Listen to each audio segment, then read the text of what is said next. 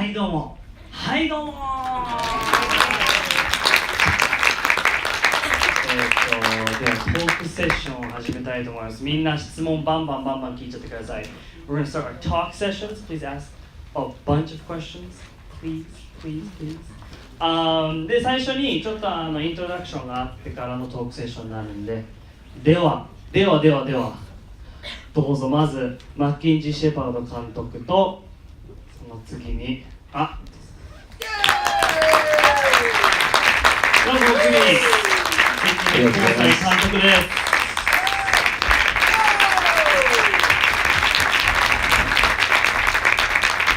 おはようございます。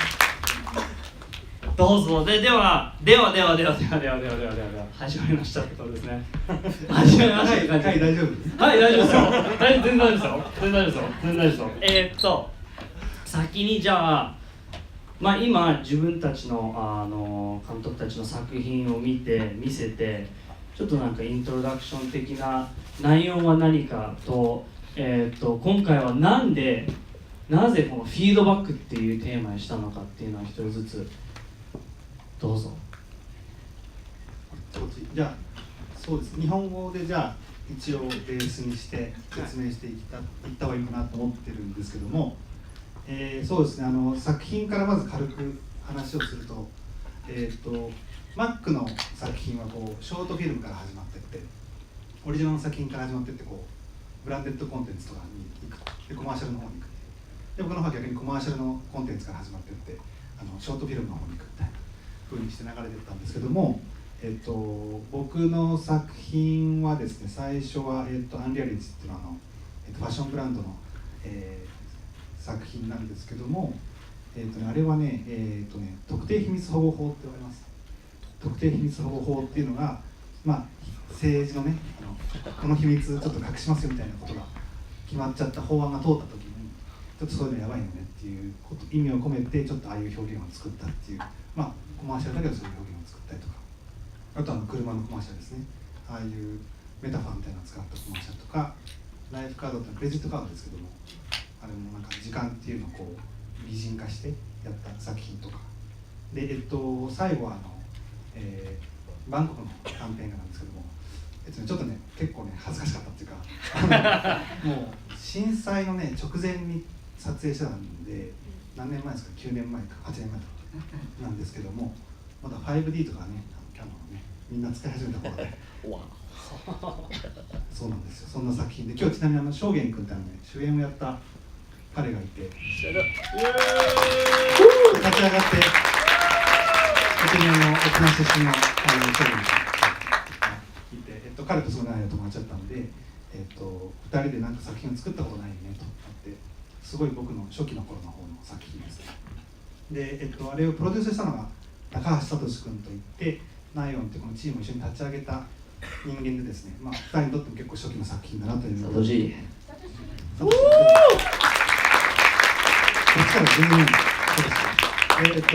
トシが僕らのね精神的な支柱となってくれてるっていうプロデューサーなんですけども、そうですね、そういう意味でナイオンのきっかけっていうのもそこにあったのかなと思って、今日は2人でなんかちょっと久しぶりになんか内臓を見せるみたいな脇汗かきながら見せたんですけど、まずじゃあ作品の紹介、マック・シェパードと申します。よろしくお願いします。今から英語でやります。ちょこちょこ通訳で日本語にするんで、分かんなかったら言ってください。The first film you saw was Donnie the Drone, which is an original short film. 最初に見ていただいたのはドニー・ダ・ドローンというオリジナルのショートフィルムです。And the second one was called Visit Earth, which is an original branded content film that's part of a 6-part series for an airline, S7 Airlines. 2つ目がS7 っていう6個ぐらいのシリーズがあって、それの一つです。The second film was Moth, and that's just an original film by myself. すみません、2個目がモスっていうガ、英語でガって言うんですけど、ガっていう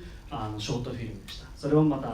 監督のオリジナル作品です。And the last two were fully commercial endeavors with Japanese agencies in Tokyo. Honda was with Hakodo, and Pioneer was with a branch off of Hakodo, but produced with Engine Films. で最後の2つが、まあ、コマーシャルになったって感じで、で最初の方のwhich one was it? The Pioneerが、エンジンフィルムで、ホンダが博報堂さんで、制作をしていたということですね。And about today's event, feedback, we wanted to have this event to make it a bit more of a two-way street between not only us as filmmakers making original work, but also hearing from people in the industry that are seeing the opportunity to make more original and commercial work together. And all of this work, like Kosai's Life Card film, shows it really strongly, and Visit Earth is a perfect marriage of two things, because we really believe at Noyon that that's the future of advertising, and ultimately people want to be entertained. So that's our goal tonight. で今回なぜフィードバックっていうのでしたのかっていうのは、コマーシャルとその自主制作っていうか、コマーシャルとクリエイティビティをどう合体できるのかで、高西さんのライフカードのショートフィルムだったり、マックの S7 の、シリーズだったりっていうのがうまく合体できているのではないのかなと。で今日は業界人も多いと思うんですけど、こっちからもクリエイターからもこっちからもっていうちょっと会話ができたらなっていう思いで、フィードバックを開催したのかなと監督は思ってます。So we want you to ask lots of questions. I hate going to Q&As where they talk for an hour and no one gets a question. So let's just open it up right away. なのでみんな質問バンバン聞いてください。マックはそういう質問がないすごい硬いのが嫌いなんで、ぜひいっぱい聞いてください。はい。Oh, Peter, big voice. どうぞ。Sure. Recently I saw a presentation from Adidas that was like religion, then government, then brands. But yours was religion, then government, then drones. How did you come up with that idea? What led you to that purpose? And it's a twofold question. How did you get Guy Pearce involved in that film? Right. Thanks for your question, Peter. Do you want to translate? そうピーターさんが言ったのは最近アディダスのアッドですかね、広告を見て、プレゼンテーションですかね、プレゼンテーションを見てて、宗教で、religion で政治からのブランドっていう流れだったけど、マックのはなぜ政治リリジョン、政治、ドローン、なぜドローンに行ったのかっていうので、2つ目の質問がどうやってガイ・ピアスをその作品にキャストしたのかできたのかっていうのがあるんですね。Thanks for your question. So first I want to recognize Andrew, who's the writer of Donnie the Drone, who's in the back row.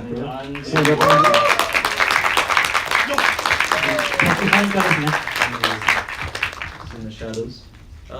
The goal wasn't really to make something political from the start. I think it was more about a desire to personify a piece of common technology. 最初の、ゴールですかね。ゴールはその政治の問題を、題材にした作品を作ろうと思ったのではなく、本当にただ単にそのドローンをどうやって擬人化するのかっていうのが目的で作ったらしいです。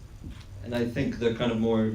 religious and political and philosophical aspects just came as Andrew and I were creating the story together, and then he'd go off and write a bit, and we'd talk about it, and we work really layer by layer in that way. And even the Person of the Year idea, that was something that came a lot later. Originally it was just kind of a biopic, but we realized it had to be something special for a short format. Otherwise it might just feel like a feature crammed into a short. なのでそのアンドリューと書いててどんどんその、フィードバックをしながら書いていくうちにやっぱりそういう政治とかそういう、面が出てきたってことですかね。And in terms of Guy Pearce's involvement, I met him a few years ago when I was doing a music video with Georgina Pope, who's a producer right there. And, Guy Pearce was in town doing a feature film, and we became friends then, and he was like, "Mate, if you're ever doing a film, just let me know." And it was like, oh wow, okay.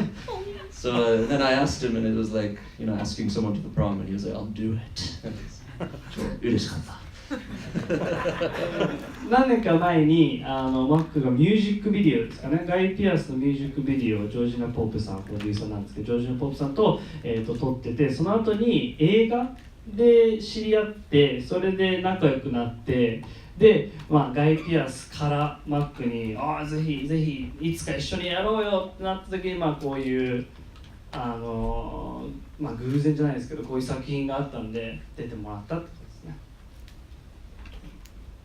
Next question. はい、次。いきなりね。日本人の方。ちなみにナイオンってどういう何なんだって。Okay, what is Nayan? お願いしま What す。 is ナイオン？内容って何ですか？みんなでもあんまよく分かってない。分かってる人います？誰もいない少しね。なんでナイオンはそうマックと僕とあと、イアン・ポンジュエルっていう、彼はイギリス人のディレクターと、あと正田君っていうね、正田キロ君っていうのが、彼日本人ですけど今 LA に住んでますけど、4人のディレクターと、3人のプロデューサーから、根本的になっている、チームで、もともとみんな広告ベースの出身とか、その短編映画とか、ミュージックビデオとかみんな作ったような人たちが集まって、広告産業の中にいたんですけど、ちょっとこれはずっとこのままやってるのはまずいと。それ広告っていうものがすごくいかに大事で、自分たちのクリエイティブに育ててくれたかっていうのはすごく大事なんだけど、そこから僕らちょっとそのままずっとこのまま人生それを見尽くされるだけにいかなくて、じゃあどうやって自分たちのそのオリジナルピースっていうことに同時に並行してやっていくかとか、そういうことを考えたときに、その今までの作り方と逆転させないとダメだなと。お金が企業が何かあってお金があってものを作るんじゃなくて、その価値関係逆にして自分たちがちゃんと作りたいものが先に来るように考えていかなきゃやばいなというふうになっていったんですよね。でもそれが実はもしかしたら広告の未来みたいなこともあるかもしれないし、逆にだんだんみんなそうやってやっていったら方が正直で楽しいでしょっていうか、クリエイティブなものの方が面白いかもしれないし、ユニークなものの方が面白いかもしれないし、でもっとアーティスティックでね、本当にピュアなアートコンテンツみたいなこともみんなでそうやって参加して作れるようになった方がいいでしょっていう、そのスキームを変えていこうと、逆転させていこうみたいなのが一応ナイオンというチームでございます。一応ちょっと説明しておきたいなと思ったのでありがとうございます。ありがとうございます。はい、お願いします。ちょっと質問していいですか？逆にじゃあ CM を撮っていく中で、そこで学んだなんでしょう、アート業界のノウハウをどうやって自主制作とかっていうのにフィードバックしたんですか？で、逆に自主制作で学んだこと、ノウハウは CM のアート業界で使えたこととかってあるんですか？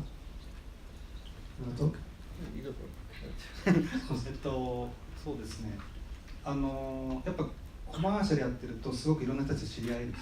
でスキルがすごく高い人たちと知り合う機会がどうしても多いっていうか、ビジュアル表現みたいなことをね、根本的にどんだけこの短い尺の中にいい絵を撮れるかとか、そういうようなスキルでみんな動いてるから、やっぱそういうタレントが集まってきますよね。あとやっぱもちろんお金が予算があるっていうのもあると思うし、そんでそういうふうに出会っていった人とか、もちろん機材とかスキルとかね、テクニックとかそういうこともあって、そういうものをどっかで僕らこうやって勉強してて経験積めるので、それを自分がやるときに跳ね返せるというのがすごくあって、極論言うと例えばじゃあオリジナルのものを作るっていうときに予算って限られたりとかするけど、それをじゃあ、どうやって効率的に使ってものを作れるようにしようかとかね、そういうこともすらもそういうところからフィードバックできるっていうのがあって、逆にその逆の方向からフィードバックしてることもあるなと思っていて、例えばそうですね、僕は映画最近2つ2本やってたんで、ここ3年間からずっと2つ映画やってたんで、結構みんな作品が興味したやつ3年以上前の作品ばっかなんですけどしばらく離れたりとかして、でそういうものを経験して、本編のフィーチャーフィルムとかやってみたりとかすると、なんていうのかな、自分たちが向き合ってなかったっていう部分もすごくあったんですよね。どうやって生きるかとか、他人の人生にどう関わるかとかね、そういうこととかをすごく大事だなと思って、そういうのを逆にこっちからまたフィードバックしていくと、もしかしたらもっと面白くなるのかなと思ってます。ちょっと簡単に英語でもサボってます仕事。できれば本当にちょっとね、I almost forgot what I said. Well, I could kind of give an English version of it, mixed in with what I was going to say. So yeah, like the idea of feedback again, like between commercials and our original work, is they inform each other, and we're always trying to find ways to use the talent that we meet through a commercial. Like I met Nozomi and Mokhtar, who was in the Pioneer film, through commercials, and I could see a lot of potential to use them in a short film. And you exercise your creative muscle in commercials within reasonable boundaries, and that's no different for a bigger studio film. I've yet to experience that kind of level of production, but it's it informs how to make decisions and how to fight, to pick your battles between what you're trying to make and what they need. I think it's always kind of a balance and a feedback chamber between that. 通訳ありがとうございます。Yes. Oh, perfection. Nice. And the point is, we realize that a lot of production companies doing, for example, for instance, those kind of things is not so different from the other production companies, but some points, like a lot of production companies doing those things for promotion, promoting their creatives, promoting their directors, that kind of things. But we actually basically want to do our ideas comes first, creative comes first, rather than just promoting or just being for money. はい。で、なんですか、プロダクションっていうか、事務所とかですかね。で、制作事務所とかがクリエイティブな部分とか監督とかもですかねを推してる部分もあると思うんですけど、それを逆にじゃあクリエイティブのところから始めて、そこからお金が集まって、じゃあ作品を作りましょうっていうのができればなとっていうことですよね。では質問などありますか？どしどし。はい、ジョージーナ。Yeah, I just wanted to ask about, I'm very interested in the balance between digital releasing of short films and traditional film festivals. And I've been encouraging Mac to explore the idea of bricks and mortar traditional film festivals. And I'm wondering if Kosei-san's film was shown at traditional film festivals and what these guys think about the value and the difference in promoting their films in these two different ways. そのデジタルだけでまずショートフィルムとかを公開するのと、ちょっとトラディショナルな映画祭とかにまず出してからそれを狙っていくのって、そこが面白いなと。で、ジョージナさんが言ってるのはマックに、映画祭とかも狙ったらどうですかっていう、マックは結構デジタルで最初に出してっていうのが多いんですけど、で高西さんの、まず質問ナンバーワンは、高西さんは先に映画祭に出してって感じですか、それともデジタルに出してって感じですか？なんだろうな、That's also different from feature films and short films. Well, maybe talk about your feature and why maybe it's more important for features. そうね、ちょっと難しいんですけど、フィーチャーって長編映画の場合は結構やっぱ業界の仕組みかなりクラシックだなと思ったんですよ。そこもだから僕らがこれからねフィードバックできるようにしていけたらいいなと思ったんですけども、やっぱりオーソドックスな映画祭があって、そこに映画を出してってっていうようなフォーマットにやっぱなってて、でショートフィルムはショートフィルムで、逆にショートフィルムだけの映画祭ってあんまないじゃないですか。あるけどそんなにすごいそれが活性化してるかっていうとすごく少ないから、逆にデジタルで出しちゃってなんつうの、知ってもらった方が早いかっていう時も結構あって、ちょっと2つそれぞれ作るのも実は映画っていう大きくは同じフォーマットだけど目的が少し違ったりとかするんですよね。やっぱ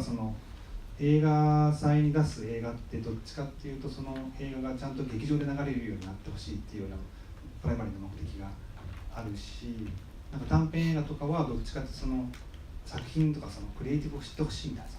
そういう気持ちの方が大きかったりする場合があるじゃないですか。その辺の違いがすごくあるなと思ってますけどね。その答えになってるかわかんないけど。 So, Kosa-san was saying how in his features he's experienced that a lot of times it is a very orthodox kind of understanding because they want to release in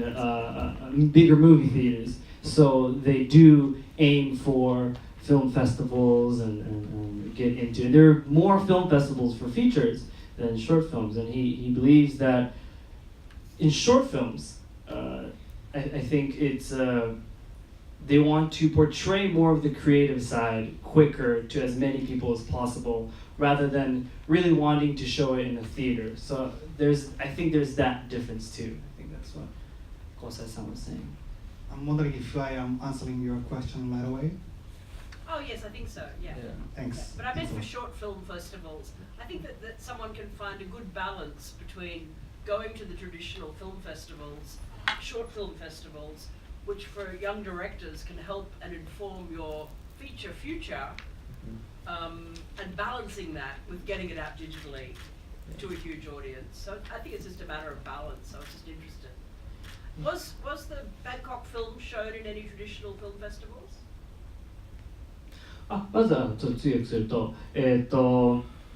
そのショートフィルムフェスティバルも行ったことあって、ショートフィルムフェスティバルに出すのとデジタルにまず出すのっていうのをちょっとバランスができないのかなっていう。で、若い監督、アップンカミングな監督とかにとってはやっぱりその映画祭とかに出してそこで名前が出て、そこからフィーチャーのキャリアにつながっていくのではないのかなっていうのがあって、で聞いたのはナイトホークスのショートフィルムは映画祭に出してますか？出したと思うけど、ちょっとね、昔すぎてあんまりよく覚えてないっていう正直なところなんですけど、どっちかっていうと映画なんだろう、自分たちのことを確認するためにやったっていう部分もちょっと大きかったんですよね。だから映画祭に出したんだけど、どっちかっていうとその時はね、それよりもなんだろうな、自分たちが今どういうふうな立ち位置でどんなものができるのかなとか、全くお金がないっていう時にどういうことができるのかなとか、あとはなんだろうね、本当にその見てほしいなみたいな気持ちで作ってたっていうのがあります。So Kosa-san, he believes, he thinks he did, but he doesn't remember because it was a while back. And he was saying that when he created this with everybody, it was more of kind of testing themselves, and I think their reality, their skill set, and if it's possible to make a film with very very low budget. So he was saying how that was more of the aim than anything else. ちょっと僕からマックに質問があるんですけど、最初にそのドニーに、いきなりYouTube に上げたじゃないですか。はい、あと微妙。ね、それはどんな理由が自分の中であった？ So why did you post Donnie the Drone right away to YouTube and Vimeo? What was the biggest reason for you? Yeah, well, let me step back one kind of phase. Like right out of university, I started doing commercials right away. So I was blessed to kind of have a jump start in that. But I always liked the immediacy and the feedback I'd get by putting my shorts online because it helped grow my career simultaneously. So the first kind of my inclination with film festivals is they delay your start a bit. でちょっと戻って話すと、マックは大学出てすぐにコマーシャルとかやり始めたんですけど、でその始めた頃に思ったのが、先にデジタルに出しちゃった方がすぐにフィードバックがもらえて、そのフィードバックを使ってどんどんキャリアを早めていくっていう方法もあるのかな。And the obvious reason for putting it on Vimeo or YouTube is overnight, you get reblogged. Maybe 5 years ago, like when you'd get a Vimeo staff pick or something, you'd get 300,000 views overnight, hundreds of comments. And part of you is like, oh yes, people are watching it, feels good. But it is also huge exposure, more so than 50 people sitting in a cinema, which is usually like short film festival audience kind of average size, I'd say. More than today, at least the ones I've been to. なのでまあ5年前だからかもしれないですけど、その先に出すことによってまあその次の日に見たら、まあ、300万3万回とか何万回っていう再生があって、あ結構みんな見てくれてるなっていうのがすぐ分かるっていうのもあって、で微妙スタッフピックとかになると結構ビューアーが増えるっていうのがあって、でも映画祭に出すと、まあ、その待ち時間があって、その見せる時に、まあ、50人100人か分かんないんですけど、まあ、それぐらいの小さい観客にまず見せるっていうことになっちゃうかもしれないですね。But I would say to Georgina's question that I think the internet is so saturated now, like platforms like Vimeo or YouTube, they might have reached their critical mass with kind of effectiveness of exposure. It's still great, but it doesn't keep going. So I think film festivals for short films definitely have a resurgence in store for them. For people like me at least, who feel like I've experimented a lot, and now I can really go in with something that, you know, fits a festival's identity. I think you got to have a plan where you're going to go, because short film festivals, like if you're in one, you're not going to be in, you know, 4 others. So it's challenging, especially when you put, you know, 6 months into it. ジョージナさんの質問に戻ると、その今の時代って結構オンラインでコンテンツがすごく多くなってて、なんで前にあったようなその微妙スタッフビッグになってビューアーが多くなってキャリアがっていうことでもなくなってるのかなっていうので、なんで、まあ、最近は将来はその映画祭などで出して映画祭の、まあ、居場所がまた戻ってくるのかなと思ってます。Well, I have a question. Couldn't that mean that Donnie could go to Cannes, or would you have to rename it Daryl the Drone, or would you have to do something? Does release? It's a very interesting question Georgina posed, because it's like, do you go the old route or do you go the new route? If you got to go the new route now, but does that not mean that you can't do the old route anymore? And then my second question is, what does Satoshi-san have on the signs that he's bringing up here? He does that. It's drawings to make us happy. まず最初の質問が、じゃあドニーダドローンだとしたら、そのまずデジタルに出して、その後にカンヌとかに出せないのっていう、それはなんか名前を変えて出さなきゃいけないのか、そのなんでまずデジタル出して映画祭とかにも出せないのかなっていう、出せるんですかね、どうですか。レギュレーションがすごい、ね、あるよね、だからそこの問題1個あるっていうか、映画祭はフェームが欲しいじゃないですか。だからプレミアとかね、そこで最初にスクリーンしますよってことをすごく重要視するから、例えばオンラインで見せちゃうとね、なかなか映画祭に出せなくなる作品は結構多くなっちゃうっていう、短編がもしかしたら違うかもしれないけど、だからそこら辺はその自分で判断して、多分マックの場合とかはそういうことよりも、まず見てもらうことの方がやっぱ自分の中で一番の目的になってたっていう。Like if we thought about like short putting on a YouTube rather than just even though you're losing some of the chances, opportunities to submit into the film festivals. I think no matter where you look at it, it's still like this is an amazing golden time to like be releasing a film. Like no matter what, you're gonna get an audience. And for Donnie, we did a kind of a tandem release on a platform called Dust, and they wanted to license it for 1 year non-exclusive window, and so that was appealing because they have 1 million followers on YouTube. So to me, that was just like trumped, no pun intended. Totally, put out the possibility of doing film festivals and waiting 7 months. And I didn't think about it. If I had waited, it would have been a year before it came out. Like it would have been coming out right now. Like I wasn't going to wait that long. まあ最初に言ったのが、そのまあどうオーソドックスでもデジタルでもやっぱり今の時代は映画フィルムメイキングの、ゴールデンエイジなのかなっていう、でドニー・ダ・ドローンに関してはそのダストっていう YouTube チャンネルですかね、 YouTube チャンネルがその、結構フォロワーがいる YouTube チャンネルがあって、そこにちょっと1年間そこを単独で上演していただけないかなっ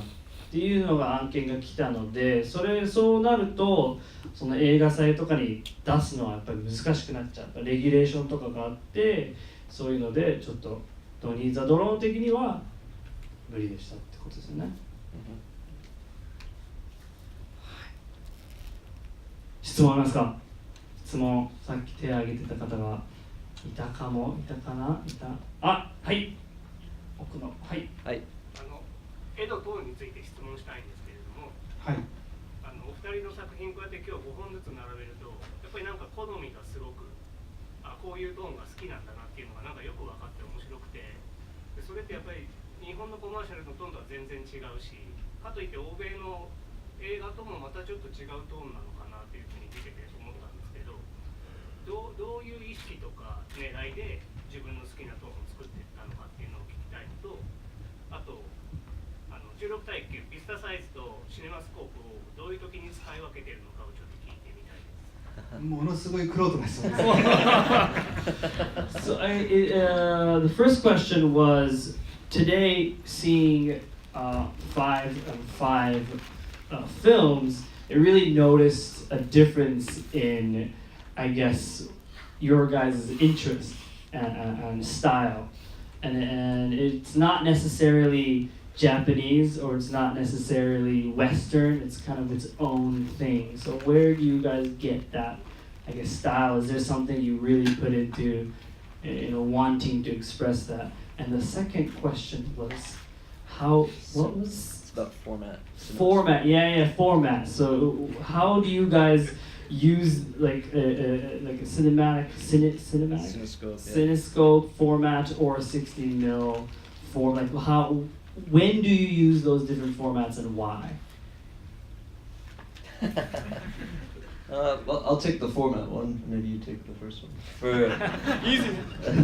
Yeah. Format is it's the texture of your film, and it's the window into whatever world you're making. So those are decisions I tend to make pretty early on. Sometimes it's kind of more practical decisions about what lenses you can afford. If you're shooting on anamorphic, you're kind of stuck with a wider aspect ratio. Those things kind of come secondary, I think. In commercials, I'm always pushing for like square or circle ratio, but the agency's always like, it never happens. So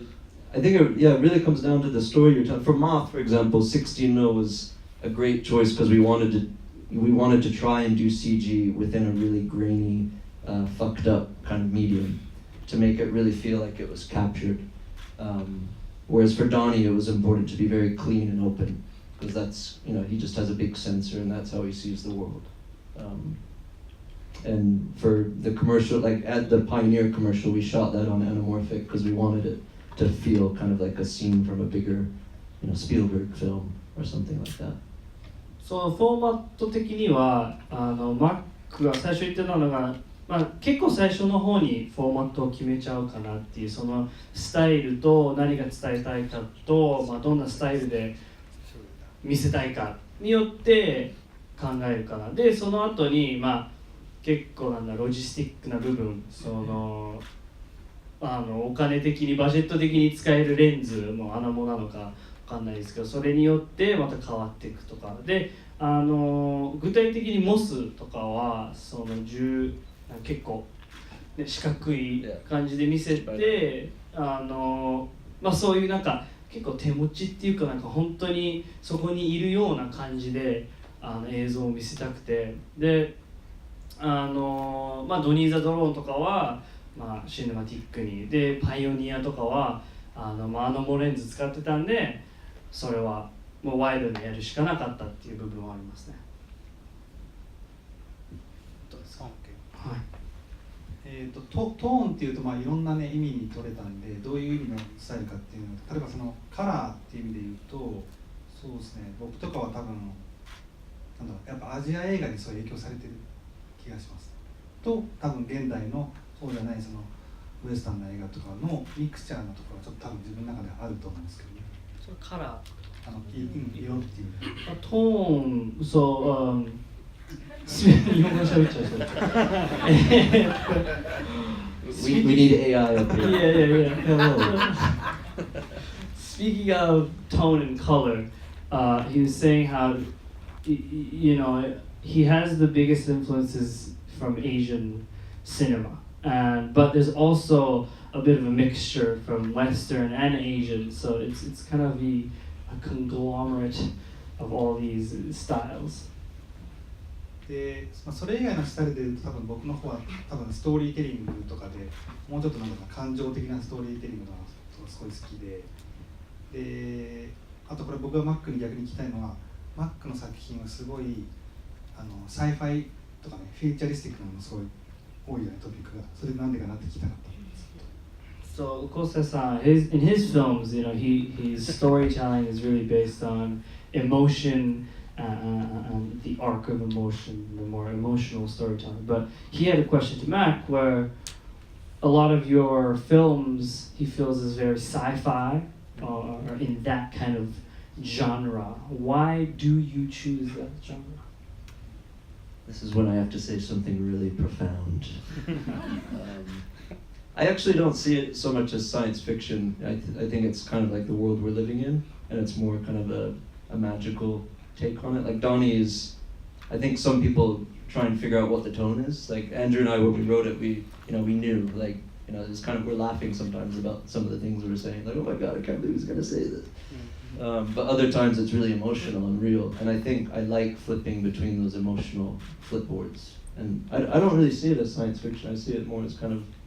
magical realism in a way. So it's more like extension of this reality? Maybe. I like that. I wouldn't have thought of that. Damn bad time. バック的にはそのサイファイっていうよりはもうああいうのってもう現代に起こってるそのテクノロジーとかその現代の世界をただ表してるの部分があるんじゃないのかなっていうので、ドニー・ザ・ドローンとかでもそのアンディと書いてる時にドニーってこんなこと言っちゃうのみたいなぐらいな感じで楽しく書いてたって言ってて、なんで結構そのエモーショナルな部分とサイファイじゃなくてそのテクノロジーな部分っていうのを合わせて一緒に書いてるのかな、作ってるのかなっていう。I have a question for Kosei. When I look at your spectrum of work, I sense a nice amount of breadth in it in terms of the style, as a general term. And that's something I kind of aspire to do as well. Is that something you've consciously done per project, trying to make it a little different every time, or does that kind of come natural? そのマックが質問してるのは、そのコーサイさんの作品を見て結構いろいろなトーンとかいろいろなストーリーテリングがあるなと感じていて、でマックもそれもやろうとしていて、それはコーサイさんはわざとそうしているのか、それとも結構タイミングっていう感じなんですかね。最初はね、なんかわざとだったんですよね。いろんなことやってみたいなっていうか、ある種飽き性なところかもしれないんですけど、なんだろう、違う一回やったことやりたくないなって思っちゃったっていうのがあって、だから車のコマーシャルやったらあれなんか4回ぐらいやって、もうちょっと違うフォーマットやりたいなってずっと思いながらやったんですけど、できるだけ変えていきたいなと思いながらやったっていう。ただそのそういう違うものはありながらも大事なのがそのコンセプトとかそういうものがなんとなく根底に流れているものがあるみたいなことの方が大事かなって自分の方でやってます。So in the beginning it was more on purpose, where it's, you know, he was saying maybe it was from boredom of doing the same thing. He doesn't want to do the same thing again and again. But nowadays it's more, I guess, the storytelling and what the concept is, and it's based on that rather than what it is. And he was saying also when he did the commercials, the car commercials, it was 4 years in a row that he did it, and he did feel that maybe, you know, he wanted to do other styles and other tones. Questions? question. テリーさん。はい、2つありまして、まず1つ目が先ほど黒西さんが説明されて、すみません、2つありまして、1つは先ほど黒西さんが説明されてたナイオンという、集団、こちらはもうみんな広告、CM ベースでやってらして、そこからやはり自分たちの作りたいものということでショートフィルムだったり映画に入っていっていると。でそこで、映画業界というものがもう存在するわけじゃないですか。そこにおいての差別化、もしくはナイオンの強みって何なのかっていうのが第一の質問と、2つ目の質問は、ナイオンの皆さんにとっての成功って何なのか。So the question was in the beginning when they were explaining Nyon, they said they kind of started off from commercial-based directors, and then they wanted to do more creative, more personal projects. And what is within the film community, the commercial community, what is the biggest difference, or what puts Nyon apart from everybody else? And then the second question is, what is success for Nyon? Big question. Big question. そうですね、すごいいい質問というか本質的な質問だなと思っていて、これパッと答えることはちょっと難しい話だなと思ったんで、後で飲みながらやってくれないと思うんですけども結局分かんなくなっちゃって自分でなんだろう、すごい自分たちがどういうふうに違いがあるかって、例えば映画業界における自分たちとかねもう違うし、広告業界における自分たちも違うし、なんかいろいろ簡単に一概にこれが違いますとか、メイクディファレンス僕たちはこれでしてますみたいなことをなかなか簡単には言えるわけではないんですけども、ただ一番自分たちのこうやって集まって大きな違いだなと思ったのは、最初の動機、モチベーションのあり方として結構そこが普段と他の人たちとちょっと違うかもしれないなって思いました。まず最初に自分たちのオリジナルワークを作るためにどうするかっていうことって、いわゆるアーティストの人たちっていうのは基本的にみんなそうじゃないですか。それやってるじゃないですか。ただそれだけじゃやっぱり自分たちの生活は保護できないから、じゃあアートっていうものがコマーシャルに近づいていくっていうことがあってもやっぱり良くないなと思うし、その逆もなかなか難しいですよね。だからどっかで自分たちの中でその2つをそれぞれフィードバックとかさせながらも、自分たちのやり方としてはできるだけじゃあどうやってピュアにそういうものを作るためにある種切り分けて考えなきゃいけないところもあるしっていう、だから僕たちが多分広告の業界から来てるから、これ長くそういうことを結構意識的にみんなが考えてるタイミングだし、ジェネレーション的に同じような人間が集まって作ったっていうことがまず1個はあるのかなと思ってます。So in the beginning, I think he was saying that it's not as simple as that this is why we are different than anybody else, but the biggest difference was the motivation and why they created Nyon, which was they wanted to make personal projects, they wanted to make their own creative projects, but at the same time it's very, very difficult to live off of just art and personal things. So maybe there was a way to bring doing commercials and doing art, how to bring that together. Is what the gist of it. And the second question? Yeah, success. Success. What is, I think success for Nyon, just thinking about the group, would be, within the next couple of years, just doing more of what you saw between, Visit Earth, for example, was a perfect marriage of commercial endeavor and entertainment. And that's like where I feel every Nyon director, Kosai, Sho, Ian, and myself, that's what all of our work is already kind of headed in that direction. And I really think that that's the future of commercials. Like, 15 seconds, that's kind of like the average length of a commercial now that most people will see, and it just, it's a blink of an eye. And no one will ever really remember it,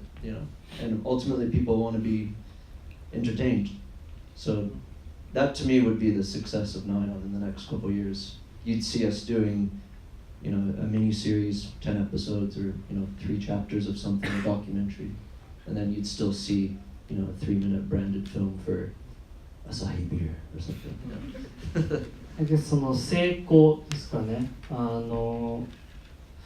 内容としての成功はS7 で見てたようなそのアバタイズメントとクリエイティビティがこの背後走行したこのなんか一緒にうまく組み合わさってその15秒とかっていうその短いレンクスのコマーシャルだけだと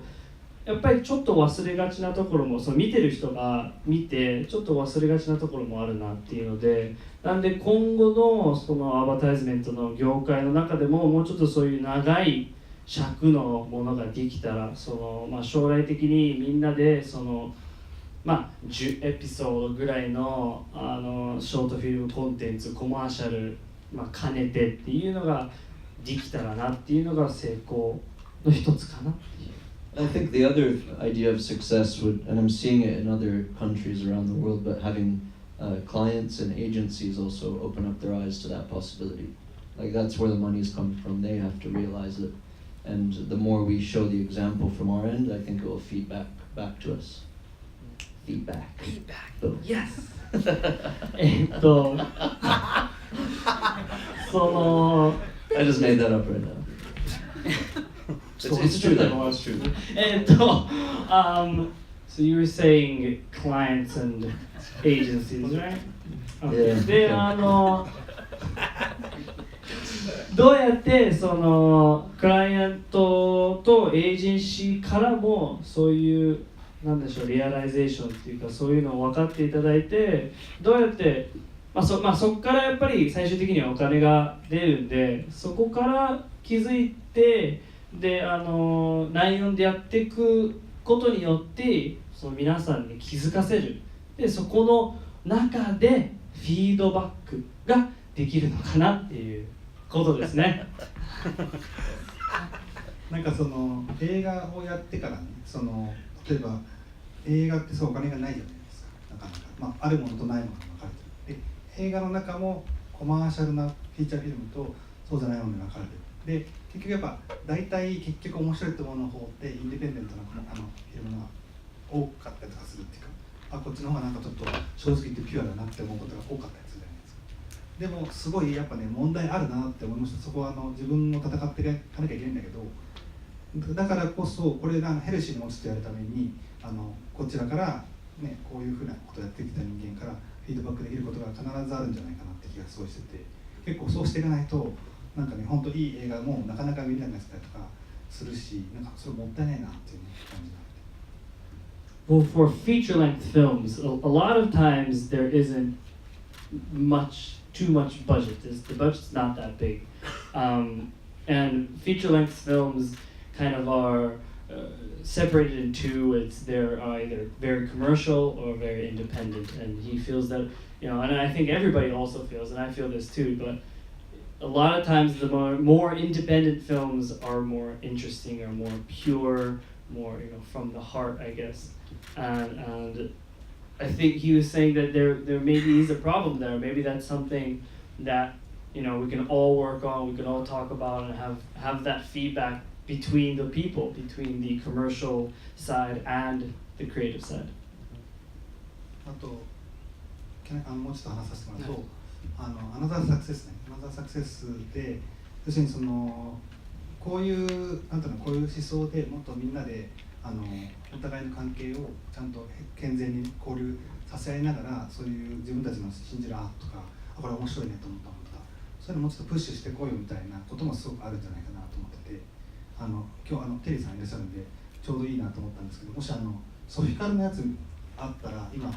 流せるんだったら見せてほしいなと思ったんですけどこれごめん俺の映画なんでこれなちょっと一瞬ステージの照明消えたらいいかもしれないこれソフィー・カルっていうアーティストですねの作品を海を見るっていう作品 I cannot decide what I want people to feel Shibuya or anywhere I don't tell my life, I don't even tell what I feel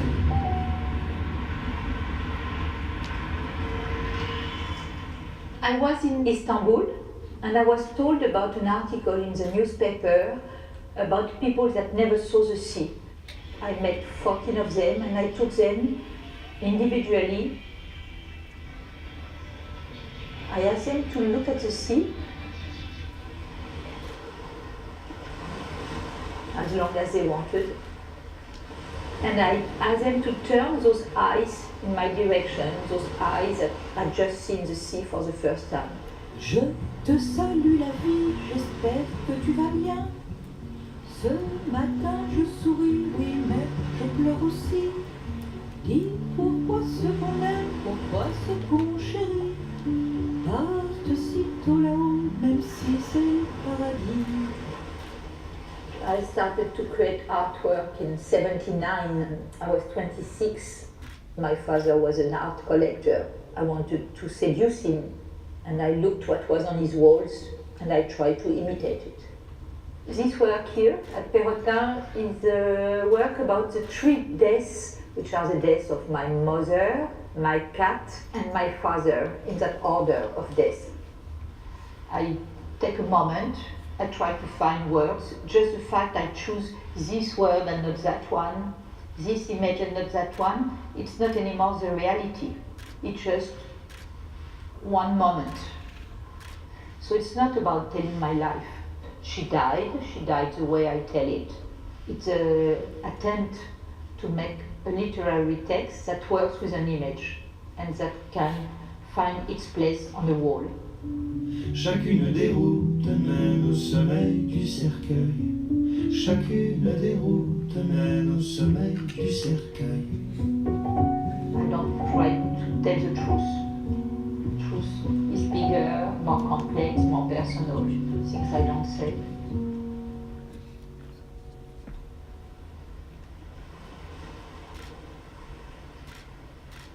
これはすごくいい例かなと思ってるんですけども、分かりやすい例というか、これはソフィー・カルティストの「海を見る」っていう作品がもともとタイムズスクエアでモニターがいっぱい上映されたんですよね。でそれを彼女が日本でもやりたいと。でうちの、森谷君っていう、プロデューサーと、テリーさんが、つなげてくださったテリーさんはペロティっていうギャラリーの方なんですけど、で、それで実現したっていう作品なんです。So he thought this was a good example of that kind of collaboration, I guess. This was for Sophie Cowell's piece, looking at the ocean, I guess, looking at the sea, was first shown at Times Square, and they were trying to figure out how to bring it to Japan. And they worked with the producers and people in the gallery to bring it here and show it in Shibuya Crossing, and they were able to shoot that, and that was what you saw. And that is a good example of that kind of communication, I guess.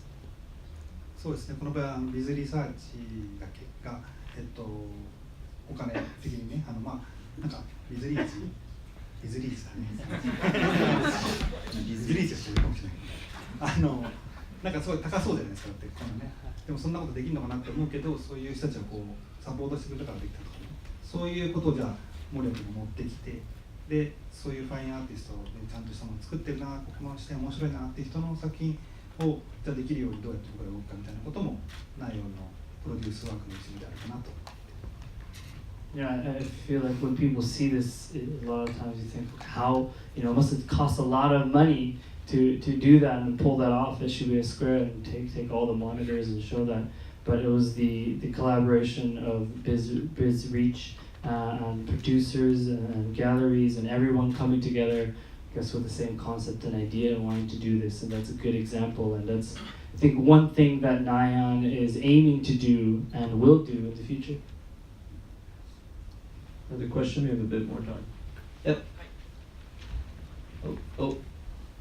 Actually, I was wondering about the whole CG process. Are you always I guess really close to the CG artist when you're making your films, or do you use one type of CG house, or because we were talking about technology back when we were talking about Donnie. So. Oh, okay, for me. Okay. CG をやるときに結構マックは結構 CG のアーティストと立ち会って作っていくのか、それともプロセス的にどう CG と立ち会ってやってるんですか？ Yeah, for Donnie, a post-production house called Juice, which Kosai has worked with a lot as well. They're a Polish company, but they're based in Tokyo.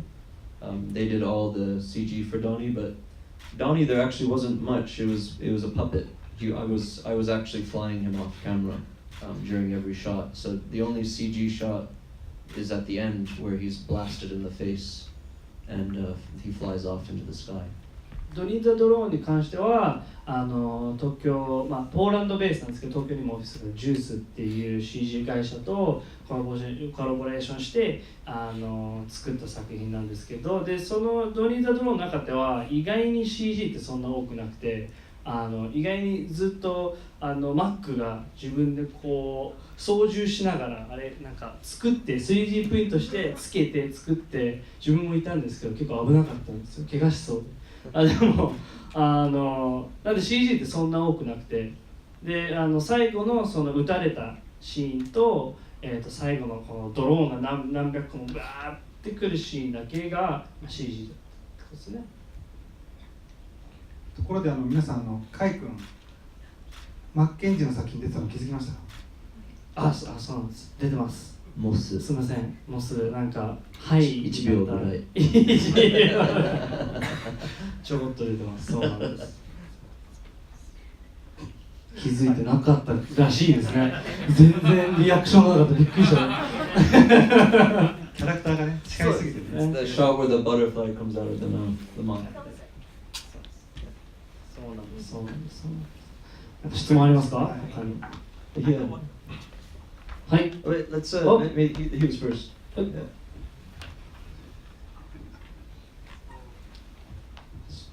商業的な作品を普段やってるといざ自由になった時にどうしても無意識的に考えがそっちの商業とか広告的な方に縛られてなんか苛立ちを感じることとかはないのかなっていうのと、あとやっぱり多くの人に届かなきゃ意味ないっていうことと、でも多くの人に届けようとすると表現としての強度が弱まることもあると思ってて、そのあたりのことはどう考えてるのかなっていうのを聞きたいです。And first off, when you guys are working within the commercial business and ad business, are there times where you kind of get used to that, not lifestyle, but work style, that you get kind of annoyed, when you go back and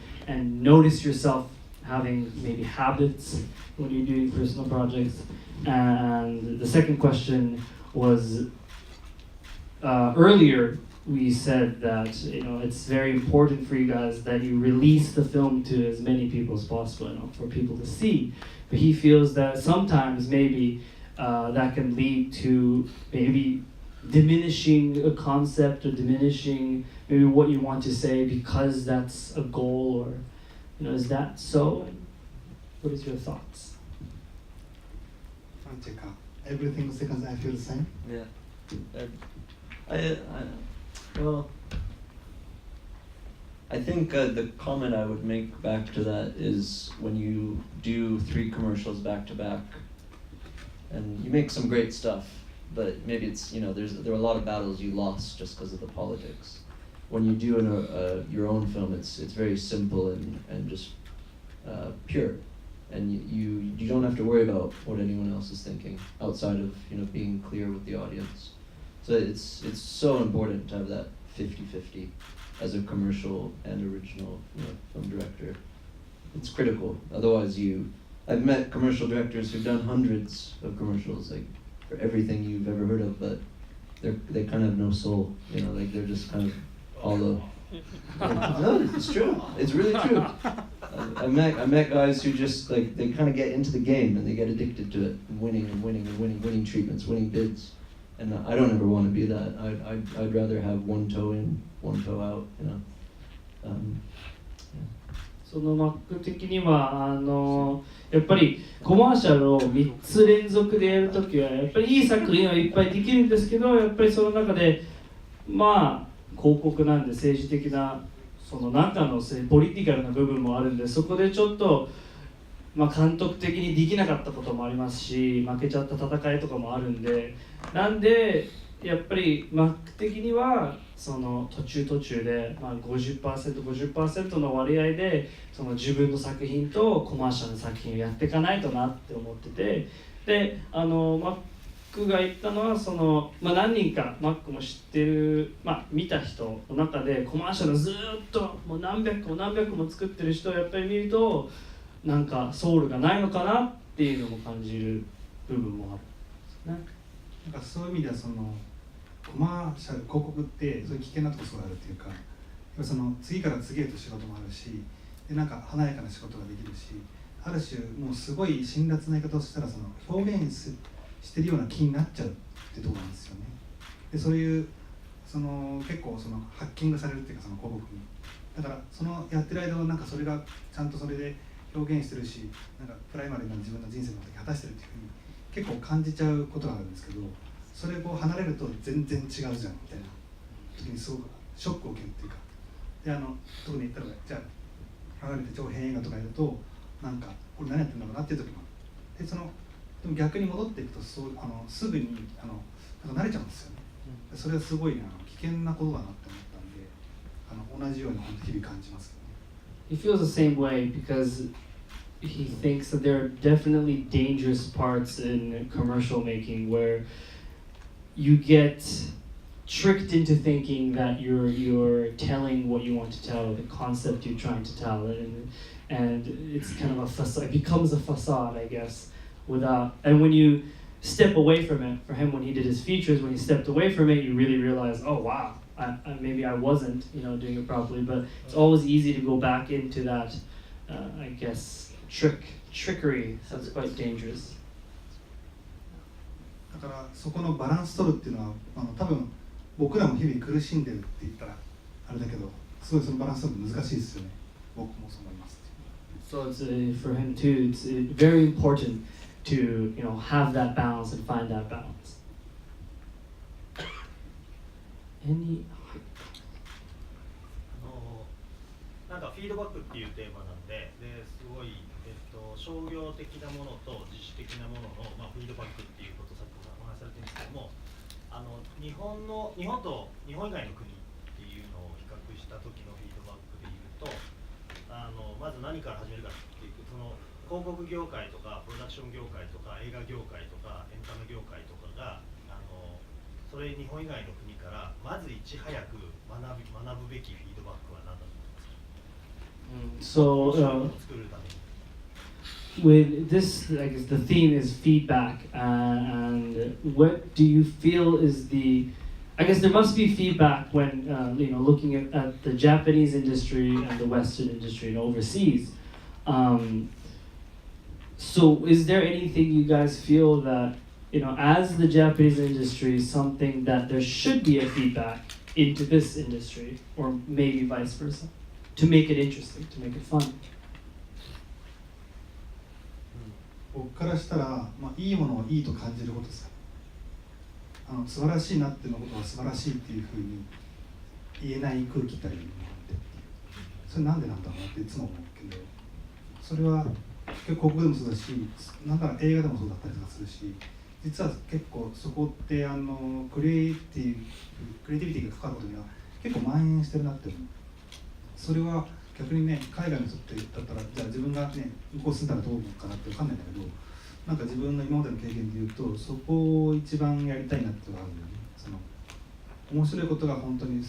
面白いし、素晴らしいことは素晴らしいんだっていうことって、結局人間が生きてるってこととすごく密接に関わってるじゃないですか。そこをやっぱり現代のね、こういう社会にいるとなんか忘れちゃうし、手放しちゃうし、で日本みたいな結構今マネードリブンな世界にいると、さらにそこが遠ざかっていって、自分の人生の人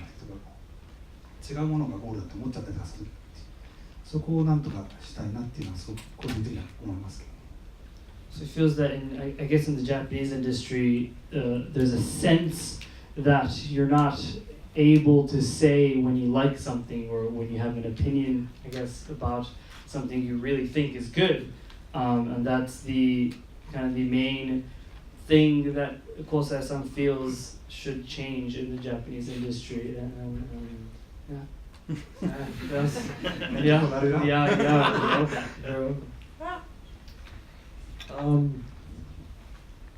I think with that last film for Pioneer that I showed is a good example of this, because while there was a lot of experimentation and willingness to try a new idea and a new way of showing a product in kind of an entertaining slice of a film. Ultimately, along the way, the script should have been revised as we went along, but since there was this critical point where things were approved, it became very difficult to do so. And compared to my experience on Visit Earth last summer, where we rewrote on the day, you know, if we saw something we liked, we rewrite it, and we're like, that doesn't work, let's throw it away. That's where I would hunger for stronger creatives on the agency side here, and also production to have a bit more boldness in telling agencies that, because it's, you know, they don't want to create any problems, which I understand. But that Pioneer film, to be honest, for me, it's kind of a little flat at the end because it doesn't really say anything, and it could have, and it kind of is like, you know. So I wanted to show that, you know, it has a lot of strong things in it, a lot of things I got to try, but it doesn't really do anything at the end of the day, and that was an agency kind of initiative issue. And you know, I should have maybe pushed harder, but you know, you reach these milestones on a project where you can't go back. そのパイオニア、最後に見せたパイオニアの中でマックが言ったのはもうちょっとできたかなっていう自分マック的にはあって、その最後にちょっとフラットになっちゃった部分もある。で、まあいろいろできていろいろ実験もできてっていうのはあったんですけど、それはやっぱり作っていく中で台本をもっと変えたかったなっていう、その台本をどんどん変えていって最終的なものにできなかったのは、それはまあ一つの段階でもうクライアントとかエージェンシーとかがもう OK を出しちゃった。で OK を出しちゃったっていうことに対しても何も変えられなくなっちゃった。で S7 では結構そのもうオンザデイでもその日でもう台本変えちゃって、じゃあこっちの方が面白いからこうやっちゃおうっていうのがあったからこそ、まあああいう面白い作品ができたのかなって監督は思ってて、まあそういう部分でまあもうちょっとマックももうちょっと押せたかなかもあるんですけど、その日本のプロダクションとかももっとエージェンシーに対して押したり、まあエージェンシーももっとなんでしょう、まあオンザデイで変えることも OK なのかなっていう、そういう部分、まあ、そういうなんでしょう、オープンな考え方もできるのかなですかね。I think he had a question actually. He's been asking for a while. Yeah. Okay. 時間がないです。じゃあちょっと両方でやりますね。最後で。I understand that all the music in the commercials been composed by professional musicians, composers. But did you use a professional musician in regard to Visit Earth? You used various kinds of music and various styles of music. And if you are registered on the copyright, it's got to be a whole lot of papers. But I suppose it was written by some particular composers. そのありがとうございます。コマーシャルは多分ほとんどプロの作曲家が作られたと思うんですけど、マックの作品のビジットアースはいろんな種類の音楽使われてたし、いろんなジャンルの音楽も使われてたんで、これ例えばジャズラックなんかの登録でやったらとてつもない面倒くさい作業になるんですけど、多分普通の作曲家作ったのかなってちょっとそんな伺いたかったんですけど。Yeah, thank you for the great question. So the theme song for Visit Earth, when you're flying into Earth, that was all original music.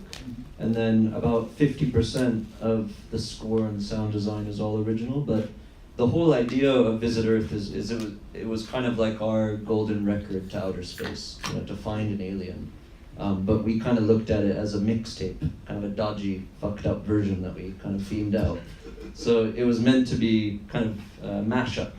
So, for example, when the naked people are running at the end, that was licensed music from an old pastoral theme from the 1950s. And we went on Sound Library and found that. So usually I love working with musicians because they add another whole layer, but in this case, the rare piece of stock music was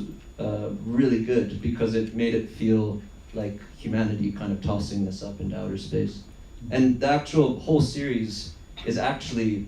has been beamed into outer space Nice. and is traveling towards our nearest known Earth-like planet, and it will reach it in 20 years. It's true. Yeah. So we could get aliens in 40 years. I hope so. Yeah. And I would like to ask you, the both of you, about the attitude against the music of the videos or commercials, right? Because it's so totally different between the directors. Right? Some directors doesn't want music to be overreacted. I mean, overexposed during the films or commercials. And some people does want music, a lot of music in very aggressive ways. And so I would like to ask both of you, what is your basic attitude to what if you produce music for the videos and films? まあ監督によってはいろんな音楽に対して考え方を持っている人がいて、あまり音楽が映像で目立つことを好まない人もいるんですね。でと同時に音楽が逆に目立ってほしいっていう人もいるんで、二方がどちらなのかなっていうのをちょっとお伺いしたかったところです。僕の場合はこれ自分のなんというか信念っていうかなんですけど、その絵と音は50-50であるべきっていう感じの考え方が僕の中であって、それは映像って視覚情報で、その視覚の方がやっぱ情報量大きい感じるんだけど、そのオーディオってその音楽だけじゃなくて全部のオーディオエレメンツ全部考えると、そっちの方がやっぱ感覚的にそういうなんていうの、頭を通さずフィルターでこうどんどんハートに滑り込んでくるなっていう感覚が僕の中ですごい強いから、結局実は感情をコントロールしてるのはかなりの側面をオーディオに頼ってるけど、やっぱこういう映像表現ってやってるとこう映像のことだけにみんなこう集中しがちだなってそう思ってますけど、その音の側面っていうことがいかにその人間がどういうふうにじゃあその作品にシンパシーだかってことに関してはすごく非常に大きいのかなと思ってます。So for Kosa-san, it's very 50-50 where, it is, film is a visual-based media, but at the same time, it's so important to have the music because music is something that kind of seeps into the heart when you're not really thinking about it. So it's really, for him, it's very important to realize that and think about that and have that help the film and help the visuals progress and tell the story. Yeah. Yeah, I mean, there's a great composing company here tonight, Audio Force, and also a sales company, Black Cat, right? Yeah, Black Cat. Audio. They've been collaborators with Niall on a lot of things. So they, even though we work with some of the same people sometimes, we get totally different results. So there's, it's a matter of taste per project. Sometimes I wish it was more sound design and not music, but sometimes the agency has sometimes even a better understanding of what you thought it might need, and it can surprise you. 今日来てる方々もオーディオフォースとブラックハットですかね。で来てる、ミュージックプロデュースミュージック制作会社も今来てるんですけど、結構内容でもよく一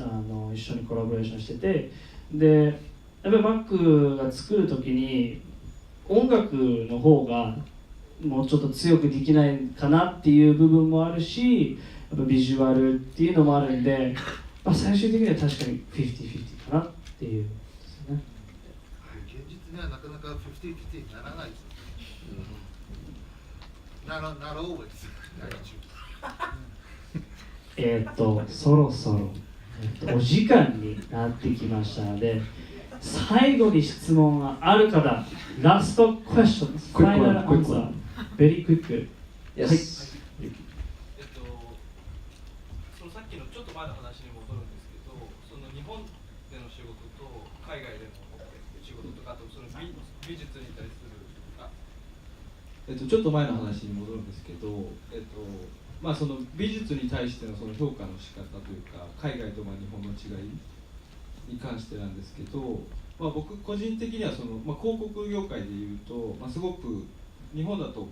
プロデューサーベースで、仕事を取ってくるやり方というかで、海外だと割とディレクターベースで仕事が受注するという流れがあると思うんですけど、香西さんも、ケンジも両方海外でも日本でも仕事をされていて、そこでやるプロダクションのその日本と海外の違いっていうのを伺えればなと思います。So I guess the question was, going back to, I guess, the feedback. It's when you do projects overseas, it's more, I guess, director oriented. Yeah, because normally, like in Japan, like the way you get the job is producer based, so you get the job from creatives, from the agency, whereas overseas, like the agency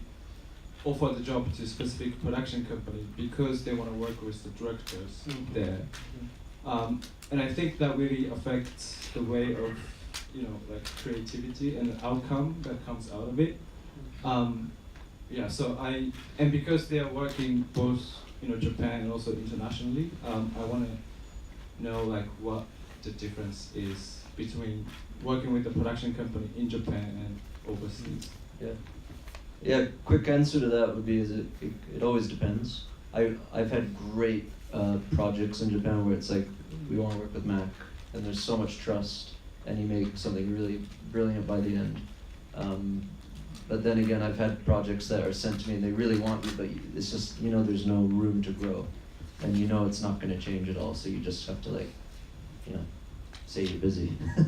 But with foreign productions, like I'm repped by, and Kosai is too, by a company called Stink.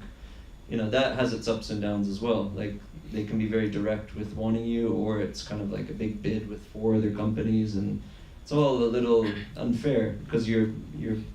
pitching your heart out on something, and then it could just be like an ECD kind of flipping through it, and you don't really have a chance to fully express what your vision for it would be. I found Japan actually to be a bit of a backdoor to the rest of the world, into China and then Europe, and now I'm working more in the US as well. So I think it's different for everyone. But Kosai, what do you think? 結構日本でもMac でやりたいっていう仕事もありますし、そういう時は結構自由があって、そのエージェンシーとかの信頼があっていろいろできるんですけど、でもやっぱり確かにそういうわけじゃない時もあって、で海外でも今スティンクっていうエージェンシーに登録していて、スポンサーされていて、でそこでもやっぱり監督スペシフィックに言う時もあるし、やっぱりなんでしょう、4人別々の監督に同時にやって、結局的にこんなに仕事とパッションと愛を入れてるのにただペラペラっと見られて終わっちゃう時もあります。実は結構バイスパルサっていうかね、どっちが言われて結構難しくて、僕も最初は日本のコネクションとかで仕事がまず引っ張ってこられるっていう方はどうなんだろうなってずっと思ったんだけど、意外にじゃあそれで海外の仕事してみたらどうかっていうと、クリエイティブこっちが出すんですよね。でどういうプランで行きたいよっつってさ、それでってサインするじゃないですか。でその後で変えたりとかするから、話違くないみたいなことはやっぱ結構あって、そこはね実は非常に社会のシステムからの対象は思ってたんだけど、実は人とプロジェクトによるっていうか、でってことはやっぱ人間ですよね。誰とどういう人と一緒に仕事するかというとね、ものすごくよるなって思いますけどね。At the end of the day, feels that it's kind of the person you work with. At first, maybe you thought it was culture, but sometimes you get a job and you sign off in a specific creative story or creative projection, and suddenly midway, it's completely changed. So and that happens in both places, I guess, overseas and in Japan. So that is kind of the difficult part. Well, unfortunately, everybody, very unfortunately, time is coming to an end, to a closing, yes. 皆さん、そうそう、お時間になってきましたが、最後にちょっと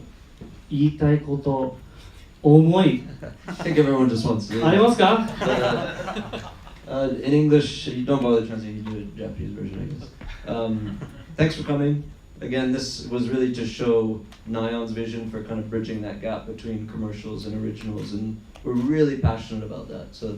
I know some of you are friends, actors, industry people, producers, but this was, we want to keep doing these, and the next edition will be with Ian and Sho, who are other 2 Nion directors. and that'll hopefully happen, sometime mid this year. And we have an after party after this with free food and some drinks. Club Asia, just over there. 50 minutes、50メートルです。ございます。そうですね、じゃあ僕も英語に訳さないともいいかなと思ってるんですけど、本当に今日来てくれてありがとうございます。ナイオンというチーム立ち上げて、結構ね、僕ら実験的にやることを考えているので、これからどうやって決まったフォーマットでっていうのを考えてなくて、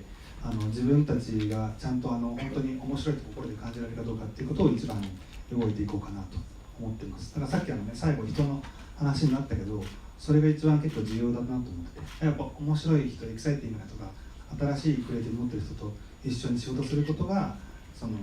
自分たちにとっても重要で、別にそれは広告とかに限らず、本当にちゃんと自分たちがちゃんとしたいいものを作るためにそういう人たちと今度これからも出会っていきたいなと思ってます。でそういうフィードバックできればいいなと思ったので、このフィードバックっていうイベントもこれから続けるつもりで、さっき言ったようにイアンっていうディレクターとかショーダーっていうディレクターとかと一緒にまた彼らも来て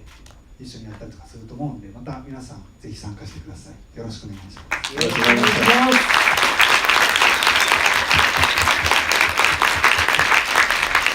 ではこれで